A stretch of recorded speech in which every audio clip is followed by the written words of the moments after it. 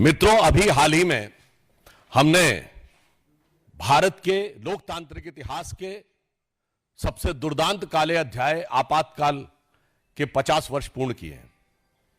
परंतु बहुत दुख की बात है कि कल पटना के उसी गांधी मैदान में, जहां आपातकाल के दौरान संविधान की रक्षा और संविधान के सम्मान के लिए जान की परवाह किए बगैर लाखों लोग एकत्र हुए थे, वहां एक ऐसी रैली हुई जिसके की बारे में इंडी गठबंधन के बिहार के नेता तेजस्वी यादव ने कहा कि हम संसद से पारित एक कानून को कूड़ेदान में फेंक देंगे। यह बहुत गंभीर विषय है। उन्होंने वक्फ बोर्ड के कानून के लिए कहा कि हम इसको कूड़ेदान में फेंक देंगे, जबकि वो भारत की संसद के दोनों सदनों से पारित है, कोर्ट में विचाराधीन है। एक नहीं, आधा दर्जन हाई कोर्ट के जजमेंट बहुत स्पष्ट रूप से इलाहाबाद हाई कोर्ट और कलकत्ता हाई कोर्ट के जजमेंट उनके पक्ष में है। इसका अर्थ यह हुआ कि न संसद का सम्मान न न्यायपालिका का सम्मान। वोट बैंक की चाहत में जो कुछ बोला गया है तेजस्वी यादव और इंडी गठबंधन के अन्य नेताओं के द्वारा, उससे साफ है कि यह संविधान को कूड़ेदान में फेंकने की 50 साल पुरानी मानसिकता से बाहर नहीं आ पा रहे हैं। 50 साल पहले भी सियासत के तराजू पर तौलकर संविधान का सम्मान कितना करना है और कितना कूड़ेदान में फेंकना है, वो तय किया था। 50 साल बाद उसी पटना के उसी गांधी मैदान पे वो सियासत की बिसात बिछाई जा रही है कि एक बार फिर संवैधानिक व्यवस्थाओं को तार तार कर कर उसे कूड़ेदान में फेंक देना है। परंतु भारतीय जनता पार्टी और एनडीए गठबंधन इस बात के लिए कृत संकल्पित है कि हम बाबा साहब अंबेडकर के संविधान को, उसके किसी भी प्रावधान को कोई कूड़ेदान में फेंकना चाहेगा तो हम उसे नहीं होने देंगे।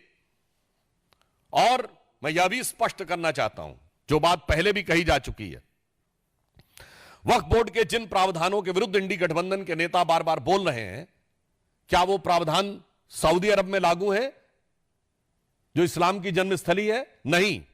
क्या इंडोनेशिया में लागू है जो सबसे बड़ा मुस्लिम देश है? नहीं। क्या टर्की में लागू है जो खलीफत की सीट रही है? नहीं। क्या वो पाकिस्तान और बांग्लादेश में लागू है? नहीं। जो आईएसआईएस की भूमि है, सीरिया और इराक के हिस्से, वहां पे लागू है? नहीं। तो मैं पूछना चाहता हूं इंडी गठबंधन से कि आप बिहार में क्या सऊदी अरब, इंडोनेशिया, टर्की और आईएसआईएस से ज्यादा बड़ा शरिया का कानून लागू करने की सोच रहे हैं? हमें इस बात का सीधा और साफ जवाब चाहिए। जहां तक धार्मिक पक्ष की बात है, तो समाजवाद का चोला ओढ़े हुए ये जो राजद समाजवादी पार्टी यानी सपा जैसे दल हैं, मैं पूछना चाहता हूं, समाजवाद तो कहता है ना कि इक्वल डिस्ट्रीब्यूशन ऑफ वेल्थ होना चाहिए, गरीब को अधिक से अधिक हिस्सा मिलना चाहिए। और आप क्या कह रहे हैं कि यह 39 लाख एकड़ जमीन पे चंद सरमाएदारों का कब्जा होना चाहिए, चंद मुल्ला मौलवियों का कब्जा होना चाहिए। यह एक सोची समझी व्यवस्थित मानसिकता है जो समाजवाद के विचार के बिल्कुल विरुद्ध है। और इसके अतिरिक्त सिर्फ इतना ही नहीं है, इनका विचार संविधान को किस सीमा तक तार तार करने का है। ये लोग गरीब और मजलूम मुस्लिम के हक के साथ नहीं खड़े हैं जिसके साथ समाजवाद को खड़ा होना चाहिए। ये चंद मुट्ठी भर सरमाएदारों के हक के साथ खड़े हैं जो कि मजहब का नाम लेकर उनका शोषण करना चाहते हैं। इसलिए राजद और सपा का समाजवाद कतई समाजवाद नहीं कहा जा सकता, जिसे आजकल सोशल मीडिया में इस प्रकार का एक वर्ड यूज होता है कि नमाजवाद कहा जाए तो अतिशयोक्ति न होगी। जहां तक इस्लाम धर्म के, इस्लामी अकीदे के मुकद्दस रवायतों का सवाल है तो बहुत साफ कहना चाहता हूं, कुरान में वक्फ नाम का कोई वर्ड नहीं है। यह मुल्ला मौलवियों का अपना क्रिएशन है। और कुरान में तो यह कहा गया है जितना हो सके खर्च करो, होल्ड मत करो। वक्फ का मतलब अरबी में होता होल्ड करना। इस्लामी अकीदे में तो कहा गया अनफिकूफी सबीउल्लाह, यानी जो है खर्च करो। परंतु आप क्या कहते हैं? जो है जोड़ लो और मुल्ला मौलवियों के कदमों में जाके अर्पित कर दो ताकि बदले में वोट की सियासत हो सके। मैं यह पुनः कहना चाहता हूं, जो बात मैं पहले भी कह चुका हूं, यह बाबा साहब के संविधान का मजाक उड़ाकर उसे मौलवी स्क्रिप्ट में बदलना चाहते हैं। यह मैं पूछना चाहता हूं, यह समाजवाद का चोला उड़े हुए इन लोगों से कि क्या राम मनोहर लोहिया जी का समाजवाद यही था? क्या जेपी का समाजवाद यह था? या कर्पूरी ठाकुर का समाजवाद यह था?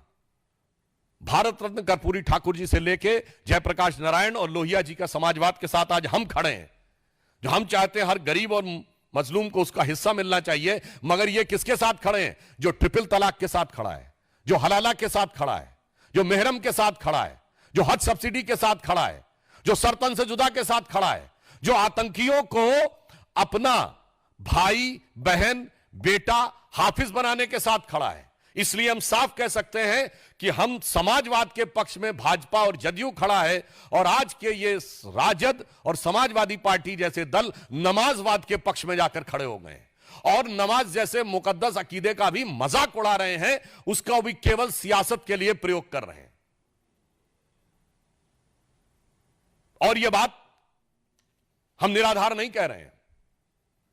इनकी सरकार आई जो आने वाली नहीं है, तो ये बाबा साहब अंबेडकर के संविधान को कूड़ेदान में फेंक के शरिया का विधान लागू कर देंगे। कोई कहेगा आप तो हाइपरबोलिक बात बोल रहे हैं, तो मैं सब प्रमाण बोल रहा हूं।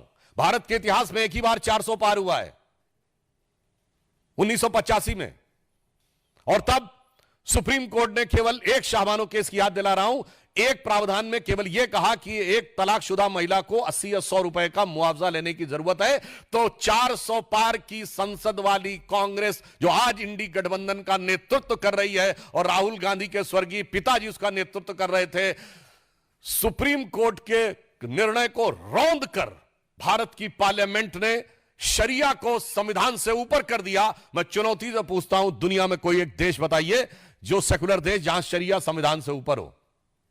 इसलिए अगर इनकी कभी भी सत्ता आती है, और आज देखिए ये सत्ता के बाहर है, तो भी शरिया के प्रावधानों को लागू करने की बात करते हैं। ना कोर्ट को मानने को तैयार, ना संसद को मानने को तैयार। इसलिए मैं पुनः कहता हूं कि जिन लोगों ने इस सीमा तक जाके किया, उसका समर्थन करने वाले लोग समाजवादी नहीं, नमाजवादी कहलाएंगे। और यह बात मैं पुनः एक सब प्रमाण बोलता हूं, इसके माध्यम से ये पिछड़े, दलित, वंचित और शोषित वर्ग के आरक्षण को भी खा जाना चाहते हैं। यह अभी मैं सब प्रमाण बोल रहा हूं। चूंकि जिस संस्थान को आप अल्पसंख्यक दर्जा दे देते हैं, एससी एसटी ओबीसी का रिजर्वेशन खत्म। अलीगढ़ मुस्लिम यूनिवर्सिटी एससी एसटी ओबीसी का रिजर्वेशन खत्म। Jamia Millia Islamia SC ST OBC का रिजर्वेशन खत्म। कश्मीर को धारा 370 से पहले के दौर में, यानी जब धारा 370 लागू थी, तो आपने कहा यह मुस्लिम मेजॉरिटी स्टेट है, एससी एसटी ओबीसी का रिजर्वेशन खत्म। और चूंकि अल्पसंख्यक संस्थाओं को में आरक्षण लागू नहीं होता है, तो पिछले दर्जे से अधिक संस्थाओं को अल्पसंख्यक का दर्जा देकर एससी एसटी ओबीसी के आरक्षण को नष्ट करने का षड्यंत्र देखिए। मैं आंकड़ा आपके सामने रखता हूं, 2011 में इन्होंने 1656 संस्थाओं को माइनॉरिटी दर्जा दिया। 2012 में 1671 संस्थाओं को माइनॉरिटी का दर्जा दिया। 2014 में, आधे में तो हमारी सरकार आ गई थी, तब तक 1516 संस्थानों को माइनॉरिटी का दर्जा दे दिया। अरे माइनॉरिटी का दर्जा देना है तो जांच परख करके दीजिए ना, जैसे हमने दिया। हमारी सरकार आने के बाद 2020 में 12 संस्थाओं को, 2021 में 14 संस्थाओं को, 2022 में 86 संस्थाओं को दिया गया। ये पिछले दरवाजे से पिछड़ों का आरक्षण को पे सेंध लगाने का काम यही नमाजवादी लोग कर रहे हैं। तेलंगाना में कांग्रेस की सरकार है, उसने पिछड़ों के आरक्षण में अल्पसंख्यक मुस्लिम समाज को की एंट्री करवा दी है। कर्नाटक में अब उन्होंने मुस्लिम समाज को पिछड़ों में शामिल कर दिया है। बंगाल में तो स्थिति और भी विचित्र है। 179 जातियां ओबीसी में की गई, 118 उसमें से मुस्लिम है। ओबीसी कमीशन ने पूछा कि इतनी भारी संख्या में मुस्लिम कैसे आ गए इसमें, तो जानते हैं क्या जवाब दिया गया? कि ये कन्वर्ट होने से पहले जब हिंदू थे तो ये ओबीसी थे, इसलिए इनको ओबीसी मान लिया जाए। तो ओबीसी ने कमीशन ने पूछा कि फिर इतने कन्वर्ट कैसे हो गए, तो जवाब नहीं। और तो और आपको आश्चर्य होगा कि वो कह रहे हैं कन्वर्ट होने से पहले वो लोग हिंदू थे, तो हिंदू समाज की जातियों से ज्यादा मुस्लिम समाज में जातियां हैं बंगाल की सरकार के मुताबिक, जो ओबीसी कमीशन को उन्होंने रिपोर्ट दी है। इसलिए मैं कह रहा हूं ये समाजवाद नहीं, ये मुल्ला मौलवी का नमाजवाद है। ये इस्लामी अकीदे का नमाजवाद भी नहीं है, ये मुल्ला मौलवी का नमाजवाद है। इसलिए ये पिछड़े, दलित और ओबीसी के आरक्षण को जिस ढंग से नष्ट करने का प्रयास कर रहे हैं, जिस ढंग से उस पे पिछले दरवाजे से सेंध मारने का काम कर रहे हैं, श्री नरेंद्र मोदी जी के नेतृत्व में भारतीय जनता पार्टी और एनडीए की सरकार इसे कदापि नहीं होने देगी। वक्फ बोर्ड के बारे में मैं पूछना चाहता हूं, अगर आपके दिल में इतना दर्द है तेजस्वी यादव जी, आप जवाब दीजिए कि पटना में वक्फ को लेकर लालू प्रसाद यादव जी का संसद में 2010 का दिया गया बयान है कि बहुत गड़बड़ हो गया है, सब जमीन कब्जा कर ली गई है।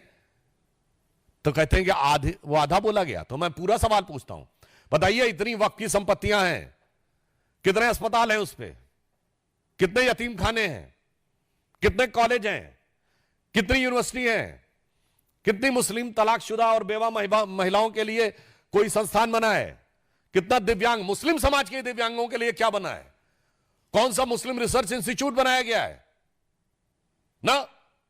यह है समाजवाद का लबादा ओढ़ो और सत्ता के ठेकेदारों के हाथ में सारी की सारी संपत्ति को इकट्ठा कर दो। इसलिए आज वेदना के साथ, उदाहरण के लिए गोविंदपुर ग्राम में, बिहार में, जहां 95% हिंदू रहते हैं, वक्फ बोर्ड का दावा है। और यहां सिर्फ हिंदू मुसलमान की बात नहीं है। मुनम्बम में, केरल में क्रिश्चियन समाज के 400 घरों के ऊपर वक्फ बोर्ड का दावा। यमुनानगर में गुरुद्वारे के ऊपर दावा। इनको माइनॉरिटी से भी मतलब नहीं है। इन समाजवादियों को पहले तौलना है सियासत के तराजू पे कि कौन सी माइनॉरिटी, कांग्रेस को तौलना है सियासत के तराजू पे कि कौन सी माइनॉरिटी का वोट बैंक हल्का नजर आ रहा है और किसका भारी नजर आ रहा है। तब मुल्ला मौलवियों के आगे नतमस्तक होके समाजवाद को मुल्ला मौलवियों के आगे नतमस्तक होने वाले नमाजवाद में कन्वर्ट कर देना है। तो जो कुछ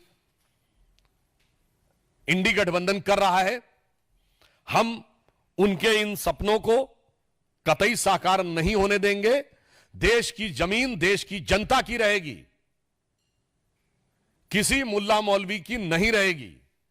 देश का संविधान बाबा साहब के विधान से चलेगा, शरिया के फरमान से नहीं चलेगा। आपने अपने दौरे हुकूमत में शरिया के 1 दर्जन प्रावधान बाबा साहब के संविधान में पिछले दरवाजे से लागू किए।